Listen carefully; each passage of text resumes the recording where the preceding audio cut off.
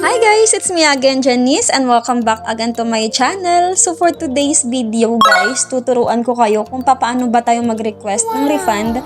Ayan, sa mga nako-auto-deduct sa GCash natin guys, na hindi natin minsan namamalayan na meron tayong mga nakukonek sa GCash natin sa Google Play. Ayan, tas nagugulat na lang tayo guys na meron ng mga kusang nadideduct sa GCash natin. So sa mga hindi aware dyan guys, pwede natin yan ma-requestan ng refund para mabalik sa atin yung nabawas sa GCash natin. So, super dali lang nito guys. Ayan, lalo na kung halimbawa without consent or hindi mo talaga ginusto na na-purchase mo yung ganong apps na yon sa Google Play. So, ang gagawin mo lang guys, punta ka lang sa Play Store mo. Tapos, punta ka lang guys sa account mo sa gilid. Ayan.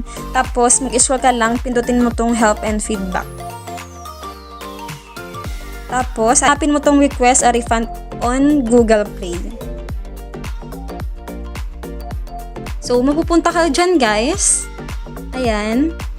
Tapos, scroll ka lang. Hanapin mo tong request a refund. Tapos, dito, guys, i-continue mo lang yan. Tapos, confirm mo lang siya, guys. Ito, guys, mamili ka dyan yung mga na-purchase mo. So, kung ano yung gusto mong ma-refund, guys, sa GCash mo, ayan, yun lang yung i-click mo. So, magsisilabasan dito, guys, yung mga na-purchase mo sa Google Play. So, example ito, guys. Ayan. Click mo lang yan. Tapos i-continue mo lang siya. Tapos dito guys, mamimili ka na dito ng reason for the refund. So meron ditong purchase by accident, don't want item anymore, mga ganyan guys. So meron din dito ang recognized charge, family purchase without my consent, mga ganyan siya guys. So example guys, is purchase by accident mo siya. Or ikaw na mamimili dyan guys kung ano ba yung reason mo. Tapos i-continue mo lang siya.